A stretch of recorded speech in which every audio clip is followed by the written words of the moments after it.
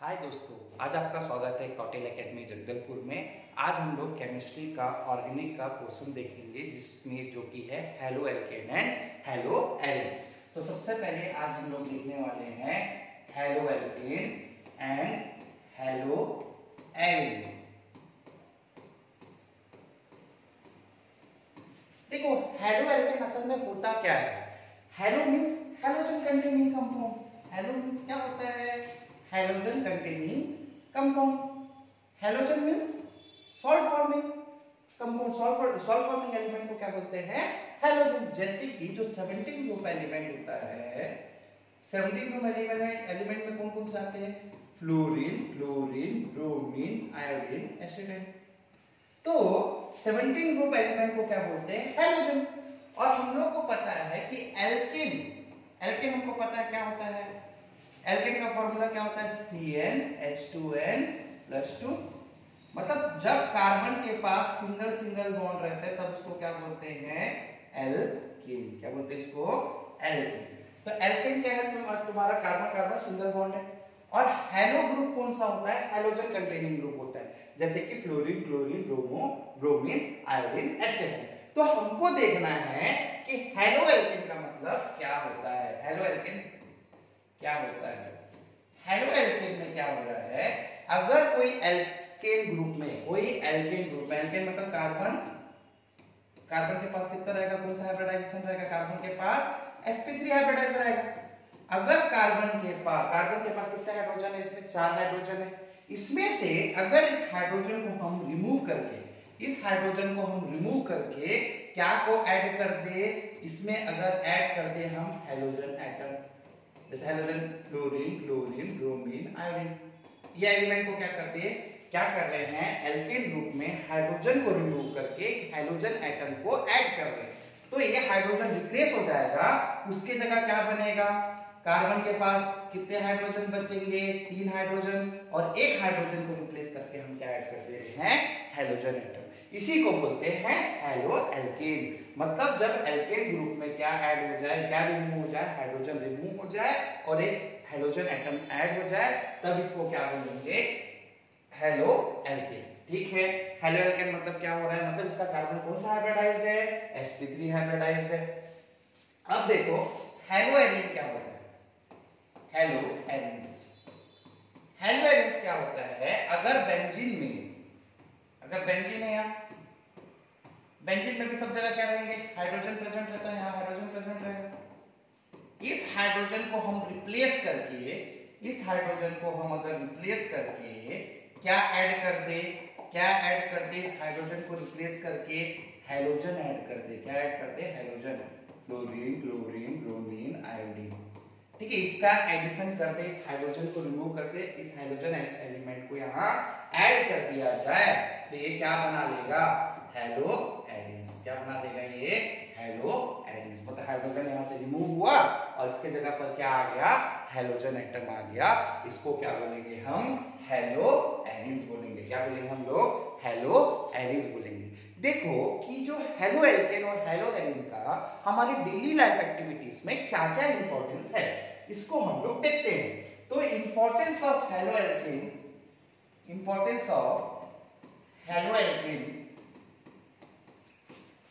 And hello Erin in our daily life, क्या क्या इसके इंपॉर्टेंस है? तो हम जानते हैं कि हमारे में थायराइड ग्लैंड से हार्मोन रिलीज होता है जिसका नाम है थायरोक्सिन। क्या नाम है? थायरोक्सिन। उसमें कौन सा रहता है? थायरोक्सिन गोइटर किसके कमी की वजह से हो जाता है? आयोडीन की कमी की वजह से होता है।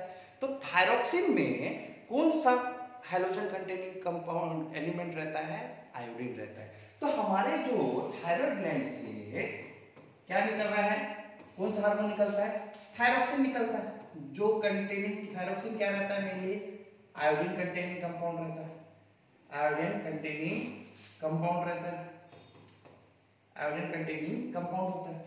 तो ये जो थायरोक्सिन हार्मोन है ये किससे बना है? आयोडीन कंटेनिंग कंपाउंड होते हैं। इसके कमी की वजह से क्या हो जाता है? हम लोग जानते हैं कि गोइटर हो जाता है। तो पहला एप्लीकेशन हमारा थायरोक्सिन हो गया। दूसरा एक एंटीबायोटिक है जिसका नाम है क्लोरएम्फेनिकोल। क्या है? क्लोरएम्फेनिकोल। ये क्या है? एक एंटीबायोटिक है। क्या है ये? एक एंटीबायोटिक है। तो एंटीबायोटिक कौन सा? क्लोरएम्फेनिकोल। ये भी हमारे डेली लाइफ में यूज होता है। अगर एक एनेस्थीसिया का बात करूं, जिसको बेहोश करने के लिए यूज करते हैं हेलोथिन, जैसे मान के चलो क्लोरोफॉर्म। क्लोरोफॉर्म तो जानते हो, उसको जैसे क्लोरोफॉर्म को स्मेल करता है तो क्या हो जाता है? अनकॉन्शियस हो जाते हैं। ठीक है, तो ये जो हेलोथिन है इसको हम लोग कैसे यूज करते हैं? For the purpose of anaesthesia. किस पर्पस के लिए यूज करते हैं हम लोग? एनेस्थीसिया के पर्पस के लिए यूज करते हैं। तो ये रहा हमारा importance of haloalkane and haloalkane. अब नेक्स्ट हम लोग देखने वाले हैं classification of haloalkane and haloalkane, कि कौन कौन से क्लासिफिकेशन है, उस क्लासिफिकेशन को हम लोग देखते हैं। तो सबसे पहला classification based on the number of halogen atom. इस बेसिस पर, based on the number of halogen atom के बेसिस पर हम अलग अलग हेलोजन एटम के बेसिस पर अलग अलग डिवाइड करते हैं। सबसे पहले क्या हो जाएगा? Mono haloalkane, mono haloalkane, di haloalkane, mono haloalkane, di haloalkane, फिर पॉली हेलोएल्केन। देखो कि मोनो हेलोएल्केन से क्या समझ में आ रहा है? कि इसमें एक ही हेलोजन एटम रहेगा। कि कितना हेलोजन एटम रहेगा? एक हेलोजन एटम रहेगा। अगर ये मिथाइल ग्रुप के साथ कितना हेलोजन एटम है? एक हेलोजन एटम है। तो क्या बोलेंगे इसको? Mono haloalkane. डाई हेलोएल्केन कब बोलेंगे? जब इसके साथ यहाँ कितना हेलोजन एटम अटैच रहेगा? दो हेलोएल्केन एटम, दो हेलोजन ग्रुप अटैच रहेगा। पॉली हेलोएल्केन मतलब दो से ज्यादा अगर प्रेजेंट है halogen atom, halogen compound, halogen element दो से ज्यादा प्रेजेंट है तो क्या बोलेंगे? पॉली हेलोएल्केन बोलेंगे। तो समझ में आया? मोनो हेलोएल्केन में कितना हेलोजन ग्रुप है? एक ग्रुप है, एक हेलोजन ग्रुप है। इसमें कितने ग्रुप है? दो है। इसमें कितने हैं? दो से ज्यादा है, तब इसको क्या बोल रहे हैं? पॉली हेलोएल्केन बोलते हैं। नेक्स्ट देखते हैं कि जो कंपाउंड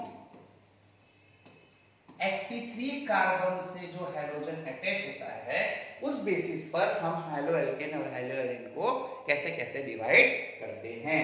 तो सबसे पहला देखेंगे हम एलाइलिक कंपाउंड। कौन सा देखेंगे हम? Allylic compound. ये एलाइलिक कंपाउंड मतलब क्या हो रहे हैं कि कौन से कार्बन से अटैच होना चाहिए? sp3 हाइब्रिडाइज से। जो हेलोजन एटम अटैच किससे होना चाहिए? sp3 हाइब्रिडाइज कार्बन से अटैच होना चाहिए।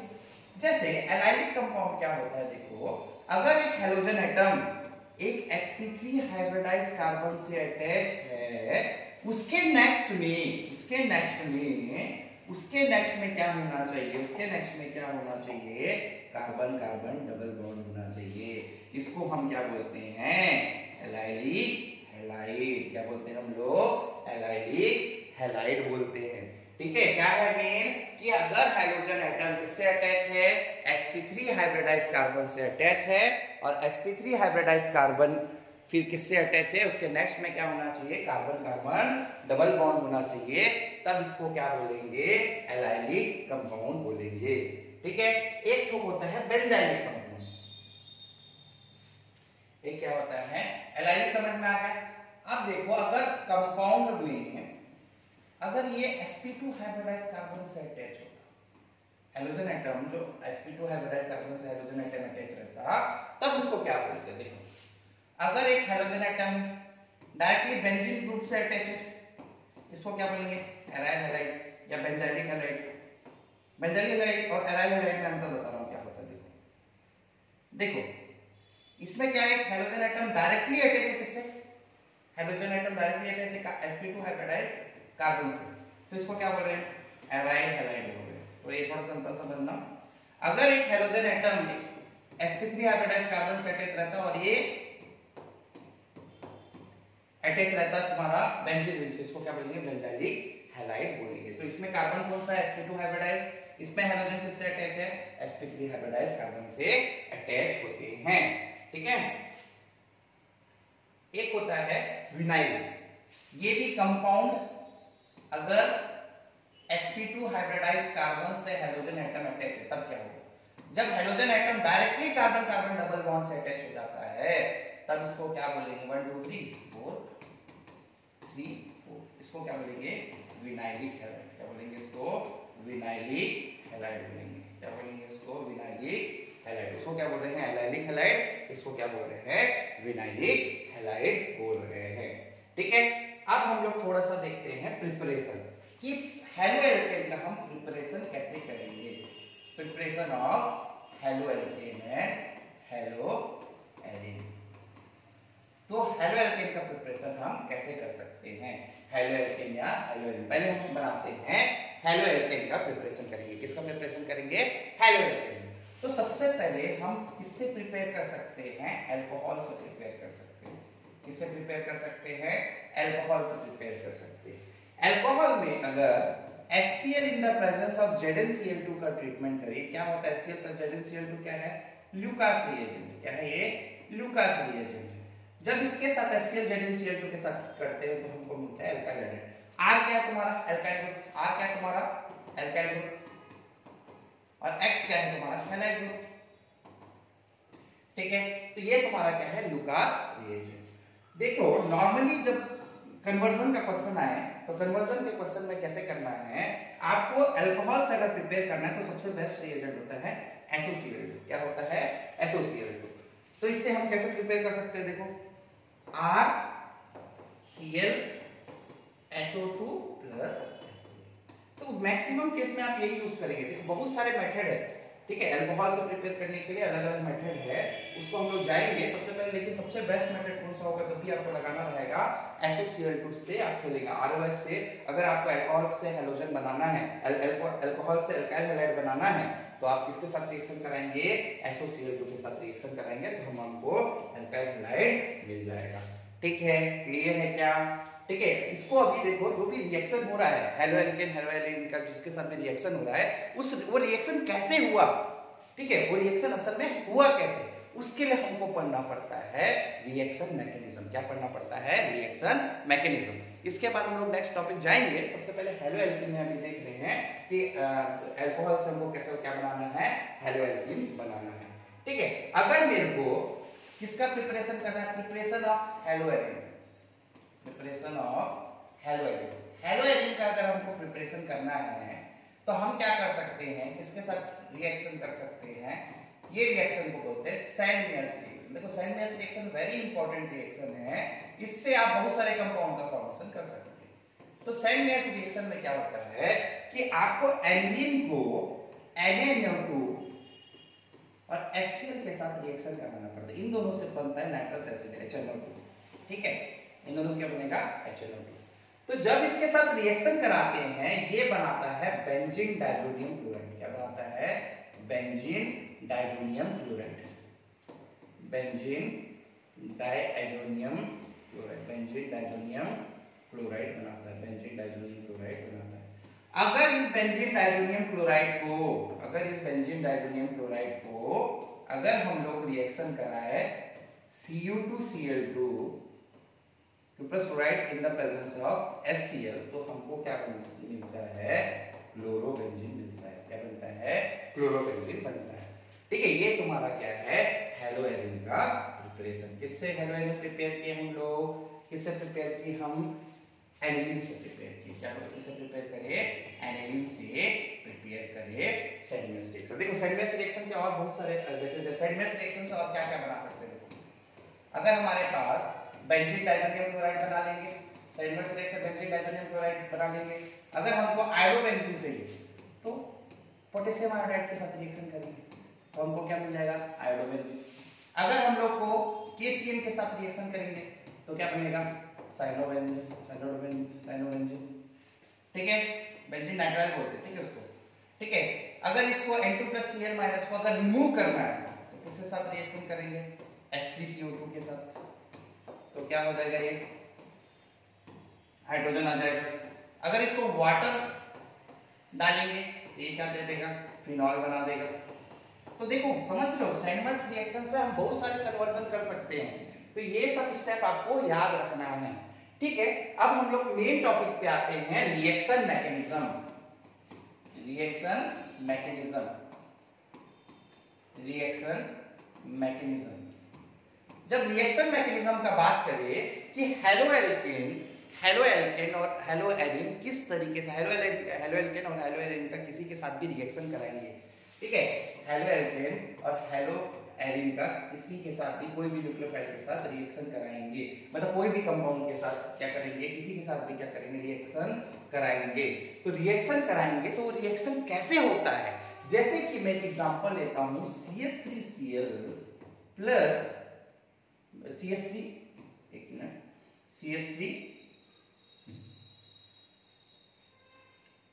CH3 whole 3CCl in the presence of H2, तो क्या देगा ये CH3, ये Cl रिमूव हो जाएगा और यहाँ क्या आ जाएगा OH, क्या आ जाएगा वहां OH। तो समझ रहे हो, मतलब ये हाइड्रोजन एटम को रिप्लेस करके OH ग्रुप आ गया। असल में रिएक्शन हुआ कैसे, उसके लिए हमको क्या पढ़ना पड़ता है, रिएक्शन मैकेनिज्म की कैसे मैकेनिज्म होके रिएक्टेंट आपस में ये हाइड्रोजन को रिमूव करके OH ग्रुप ऐड कर दिया गया है। तो हेलो एल्केन के रिएक्शन के लिए हमको क्या पढ़ना पड़ता है, रिएक्शन मैकेनिज्म पढ़ना पड़ता है। और ये जो रिएक्शन मैकेनिज्म होता है, ये 3 टाइप के रिएक्शन मैकेनिज्म होंगे। ये रिएक्शन मैकेनिज्म कितने टाइप के होंगे, 3 टाइप के रिएक्शन मैकेनिज्म हमको पढ़ना है हेलो एल्केन के साथ, ठीक है। सबसे पहले है substitution nucleophilic reaction, substitution nucleophilic substitution reaction, ठीक है। सबसे पहले क्या है, न्यूक्लियोफिलिक सब्स्टिट्यूशन रिएक्शन। दूसरा है तुम्हारा इलेक्ट्रोफिलिक सब्स्टिट्यूशन रिएक्शन, और थर्ड है तुम्हारा रिएक्शन विद मेटल। तो इस वीडियो में हम देखेंगे न्यूक्लियोफिलिक सब्स्टिट्यूशन रिएक्शन। हमको क्या देखना है, न्यूक्लियोफिलिक सब्स्टिट्यूशन रिएक्शन देखना है। तो हम उसी पे फोकस करेंगे कि न्यूक्लियोफिलिक सब्स्टिट्यूशन रिएक्शन असल में होता क्या है। Nucleophilic substitution reaction, nucleophilic substitution reaction. देखो न्यूक्लियोफिलिक सब्स्टिट्यूशन रिएक्शन में हमको 2 टाइप के, देखो सबसे पहले हम समझते हैं कि न्यूक्लियोफाइल असल में होता क्या है।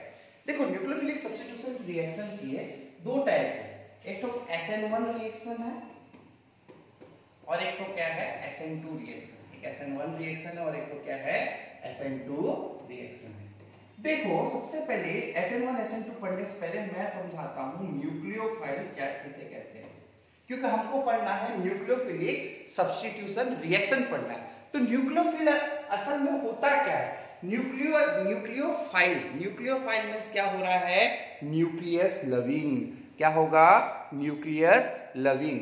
तो न्यूक्लियस को पसंद, न्यूक्लियस का चार्ज कैसे होता है, न्यूक्लियस लविंग। न्यूक्लियोफाइल मतलब क्या हो रहा है, न्यूक्लियस लविंग। क्या होगा ये, न्यूक्लियस लविंग, न्यूक्लियस को पसंद करने वाला। न्यूक्लियस का चार्ज कैसा है, पॉजिटिव चार्ज। कौन सा चार्ज है, पॉजिटिव चार्ज है। न्यूक्लियस का चार्ज कैसा होता है, पॉजिटिव चार्ज होता है। अब ये पॉजिटिव चार्ज को पसंद करने वाला कौन, नेगेटिव चार्ज। इसीलिए न्यूक्लियोफाइल के ऊपर कौन सा चार्ज रहेगा, न्यूक्लियोफाइल के ऊपर कौन सा चार्ज रहेगा, नेगेटिव चार्ज। जैसे कि OH माइनस, Cl-, ठीक है। ये जो है ये है न्यूक्लियोफाइल। न्यूक्लियोफाइल मतलब क्या हो रहा है, न्यूक्लियस लविंग, ठीक है। न्यूक्लियस के ऊपर कौन सा चार्ज रहेगा, नेगेटिवली चार्ज, क्योंकि they are the nucleus loving. Nucleus का चार्ज होता है पॉजिटिवली चार्ज, ठीक है।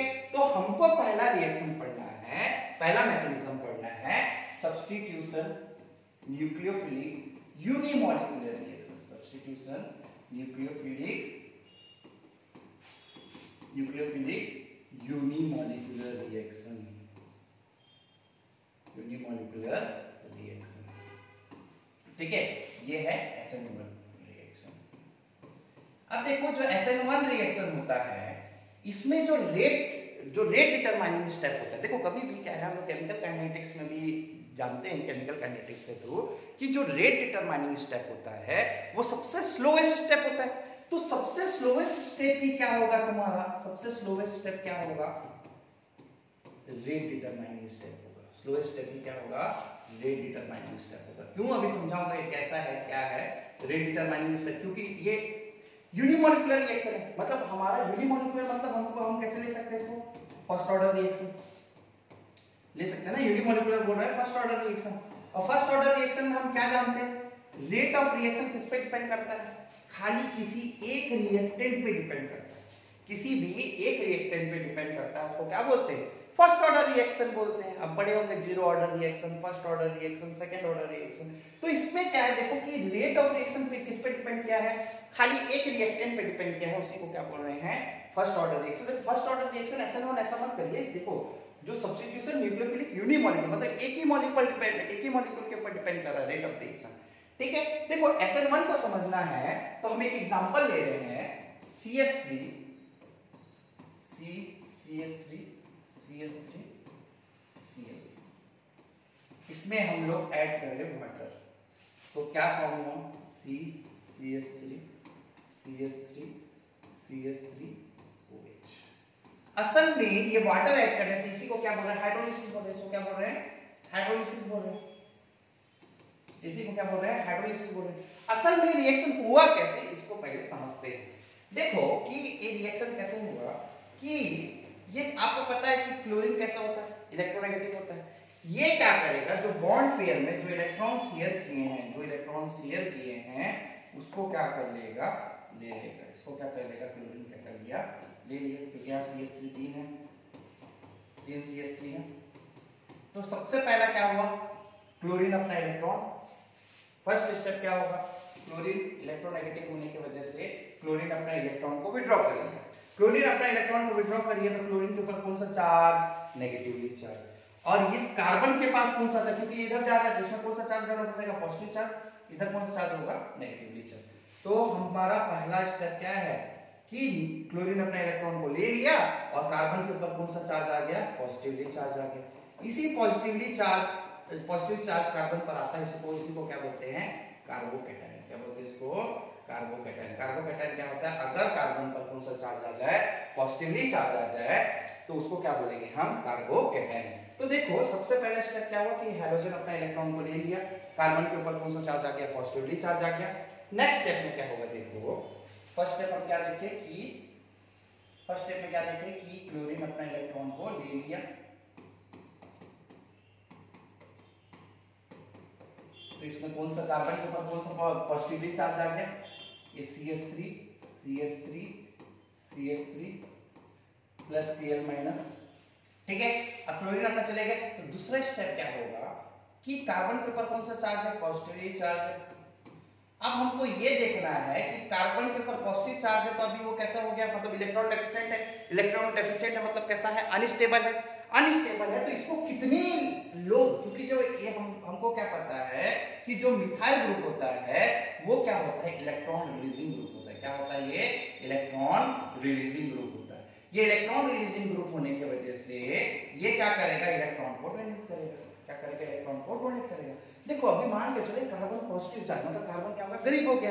कार्बन क्योंकि क्लोरीन उसका इलेक्ट्रॉन लेके भाग गया, तो कार्बन के ऊपर कौन सा चार्ज हो गया, पॉजिटिव चार्ज हो गया। अभी गरीब है तो कितने लोग लोन देने वाले, कितने लोग, 1 2 3, अगर लोन मिल जाएगा, अपना बिजनेस सेटअप कर लेगा, तो वो क्या हो जाएगा, स्टेबल हो जाएगा। मतलब कि SN1 मैकेनिज्म में क्या हो रहा है कि अगर कार्बोकैटायन है, उसके पास 3 लोग हैं लोन देने वाले, वो ज्यादा स्टेबल हो जाएगा।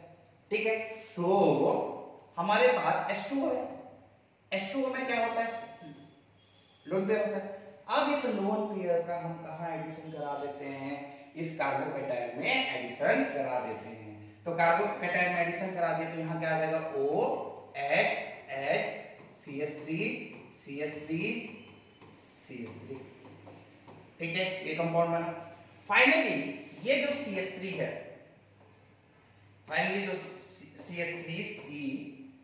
CH3 अब ये जो हाइड्रोजन है ये अपना इलेक्ट्रॉन को ले लेगा, मतलब हाइड्रोजन अपना ले गया, यहाँ कौन सा आया, OH।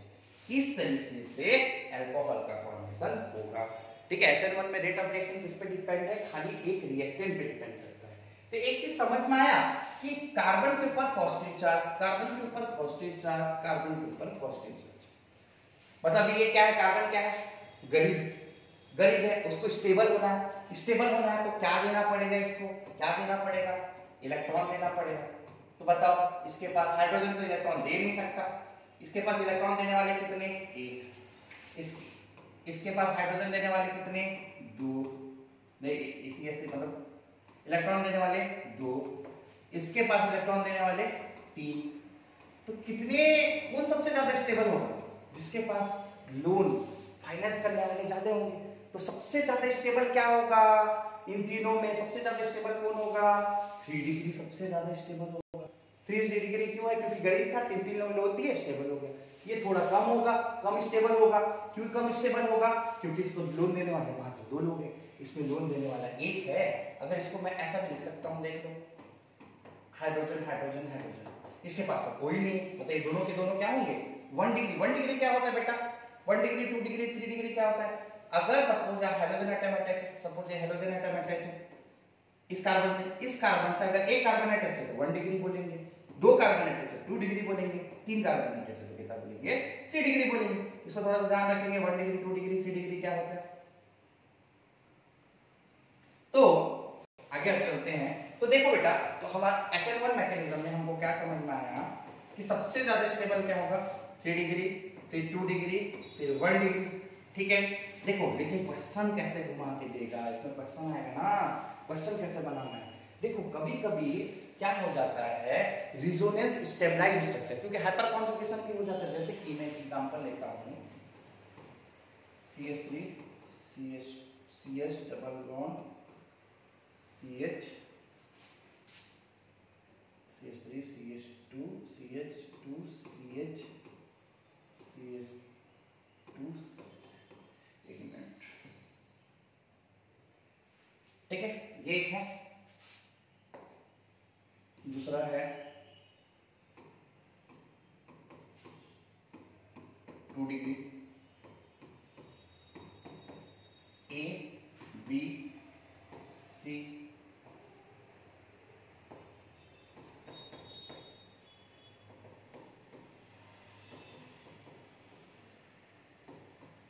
ठीक है। अब हमको देखना है कि तीनों में सबसे ज्यादा स्टेबल कौन है। तो अभी हम लोग SN1 मैकेनिज्म में क्या पढ़े कि 3 डिग्री ज्यादा स्टेबल, फिर 2 डिग्री ज्यादा स्टेबल, फिर 1 डिग्री। तो इसमें तो समझ रहा है कि इस हाइड्रोजन, ये हाइड्रोजन एटम है, ये कार्बन से अटैच है, एक कार्बन कितने लोग से अटैच है, तो 2 डिग्री। ये हाइड्रोजन एटम कार्बन से, एक कार्बन से अटैच है, एक कार्बन से अटैच है, तो कौन सा डिग्री, 1 डिग्री, ठीक है। लेकिन देखो ये भी तो 1 डिग्री है, एक हाइड्रोजन कार्बन से अटैच है, कार्बन दूसरे कार्बन से अटैच है, तो ये भी 1 डिग्री। अब डिपेंड करता है कि हमको इसका स्टेबिलिटी ऑर्डर निकालना है, कौन सा सबसे ज्यादा स्टेबल होगा। तो हमको इसमें ये दिमाग लगाना है कि जो हैलोजन, जो डबल बॉन्ड है, वो डबल बॉन्ड क्या शो करेगा, रेजोनेंस स्ट्रक्चर शो करेगा। तो ये रेजोनेंस स्ट्रक्चर शो करने की वजह से रेजोनेंस स्टेबल हो जाता है, ये रेजोनेंस स्ट्रक्चर शो करता है और ये कैसा हो जाता है, स्टेबल हो जाता है। स्टेबल होने की वजह से तो हमारा क्या होगा, ए सबसे ज्यादा स्टेबल होगा, देन बी क्योंकि 2 डिग्री है, फिर सी। तो सबसे ज्यादा स्टेबल क्या हो रहा है, 0। तो हमको एक चीज याद रखना है कि 2 डिग्री से ज्यादा स्टेबल क्या होता है, रेजोनेंस स्ट्रक्चर वाला जो स्टेबिलिटी ज्यादा होगा, रेजोनेंस स्ट्रक्चर, क्योंकि ये हाइपर कॉन्जुगेशन शो कर देता है, डबल बॉन्ड पाई इलेक्ट्रॉन का मूवमेंट हो जाता है, पाई इलेक्ट्रॉन का मूवमेंट होने की वजह से ये रेजोनेंस क्या हो जाता है, स्टेबल हो जाता है, जिसकी वजह से ये ज्यादा स्टेबल है, देन 2 डिग्री, देन 1 डिग्री। तो ये रहा तुम्हारा SN1 मैकेनिज्म। अब नेक्स्ट देखते हैं हम लोग SN2 मैकेनिज्म। क्या देखेंगे हम, SN2 मैकेनिज्म। SN2 मैकेनिज्म में देखो ये हमने क्या देखा था उसमें, देखो SN1 SN2 दोनों के बीच में डिफरेंस बता देता हूं। SN1 में क्या कर रहे थे, यूनिमोलिकुलर रिएक्शन में, तो रेट ऑफ रिएक्शन किस पे डिपेंड कर रहा था, एक ही रिएक्टेंट पे डिपेंड कर रहा था। और जब भी न्यूक्लियोफाइल का अटैक होगा, जब भी न्यूक्लियोफाइल का अटैक होगा, न्यूक्लियोफाइल का जब अटैक होगा तो हमेशा किस डायरेक्शन में होगा, न्यूक्लियोफाइल का ऐसा अटैक करेगा, ठीक है, डायरेक्टली अटैक करेगा। लेकिन SN2 में ऐसा अटैक नहीं होता है। देखो 3 डिग्री को एक्सप्लेन करने के लिए हमारा SN1 काफी है, ठीक है, लेकिन SN2 को हम लोग वन खाली जो SN2 मतलब रेट ऑफ रिएक्शन किस पे डिपेंड होगा, जितने 2 रिएक्टेंट होंगे उस पर डिपेंड करेगा, ठीक है। तो इसमें क्या हो रहा है भाई, इसको हम लोग को एक्सप्लेन करना है, तो हम लोग को 1 डिग्री SN1 मैकेनिज्म अच्छा से दे देगा। कैसे दे, कार्बन है, हाइड्रोजन अटैच है, इसके साथ CH3 है, ठीक है, H, ठीक है। इसमें क्या कर रहा हूं मैं, इसका हाइड्रोलिसिस कर रहा हूं, तो ये क्या दे देगा, COH CH3 H CH3 H, तो एक चीज समझ में आ रहा है कि इसमें जो हैलोजन, जैसे इसमें न्यूक्लियोफाइल जैसे OH का एडिशन करा है, डायरेक्टली इस पे अटैक कर रहा है, लेकिन डायरेक्टली अटैक नहीं करके कहां से अटैक करता है, बैक साइड से अटैक करता है, किसमें, SN2 मैकेनिज्म में। देखो बैक साइड से अटैक कर रहा है, तो देखो इस कार्बन के पास, ये हैलोजन एटम में इस कार्बन के पास, ठीक है, अगर ये इसको एक याद रखना, SN2 मतलब बॉडीगार्ड कॉन्सेप्ट। अगर मान के चलो तुम्हारे पास 3 बॉडीगार्ड है, कोई तुमको हाथ लगा पाएगा, नहीं लगा पाएगा। 2 बॉडीगार्ड है, थोड़ा सा मार सकता है, 1 बॉडीगार्ड है तो आराम से मार देगा, 1 बॉडीगार्ड को मारा, तुमको मारा, तो इसको मतलब SN2 को ऐसा याद रखो कि बॉडीगार्ड कॉन्सेप्ट, तो बॉडीगार्ड कॉन्सेप्ट इसको याद रख सकते हो। तो SN2 रिएक्शन मैकेनिज्म में क्या हो रहा है, सबसे ज्यादा स्टेबल क्या होगा, सबसे ज्यादा मतलब सबसे ज्यादा रिएक्टिव क्या होगा, 1 डिग्री, फिर 2 डिग्री, फिर 3 डिग्री। क्यों, क्योंकि देखो एक हाइड्रोजन एटम है, इसके पास एक बॉडीगार्ड है, ठीक है, इसको आएगा OH ग्रुप और इस बॉडीगार्ड को मार के अटैक कर देंगे। 2 डिग्री में देखो इसके पास दो बॉडीगार्ड है, ठीक है, और तीसरा वाले केस में देखो इसके पास 3 बॉडीगार्ड है, 3 बॉडीगार्ड है। तो इसके पास देखो एक चीज समझ में आ रहा होगा, तो इसके पास 1 बल्कि ग्रुप है, इसके पास 2 बल्कि ग्रुप है, इसके पास कितने बल्कि ग्रुप है, 3 बल्कि ग्रुप है। तो ये जब OH का जब अटैक करेगा बैक साइड पर, OH बैक साइड से अटैक करेगा, तो इसके पास कितना बॉडीगार्ड है, 1 बॉडीगार्ड है, तो रिएक्ट करके चले जाएगा, बना लेगा कंपाउंड। इसके पास कितने हैं, 2 बॉडीगार्ड है, 2 बल्कि ग्रुप है, 2 बल्कि ग्रुप है तो ज्यादा स्टेरिक इंटेंस होगा, तो इसमें थोड़ा सा कम है, रिएक्टिव होगा। 3 डिग्री में तो कर ही नहीं पाएगा, 3 बॉडीगार्ड है, इसको मार के फेंक देंगे, ठीक है। तो ये तुम्हारा कौन सा मैकेनिज्म हुआ, SN2 मैकेनिज्म। 1 डिग्री ज्यादा रिएक्टिव होगा, देन 2 डिग्री, देन 3 डिग्री। और SN2 में हम क्या देखते हैं, सबसे ज्यादा स्टेबल कौन सा होगा, कार्बोकेटायन, वो भी उसमें कौन सा होगा, देखो वो स्टेबल है तो रिएक्ट कर लेगा। उसमें कौन सा, SN1 में 3 डिग्री ज्यादा रिएक्टिव होता है, क्योंकि कार्बोकेटायन कितने लोग हैं लोन देने वाले, 3 लोग, 2 लोग, जितने ज्यादा लोन देने वाले उतना ज्यादा स्टेबल होता है, अच्छा कंपाउंड बनाएगा, ठीक है। तो ये तुम्हारा रहा reaction mechanism, SN1 mechanism and SN2 mechanism, ठीक है दोस्तों। अगले वीडियो के लिए हमारे वीडियो को लाइक एंड सब्सक्राइब करें। जय हिंद, जय भारत, जय छत्तीसगढ़।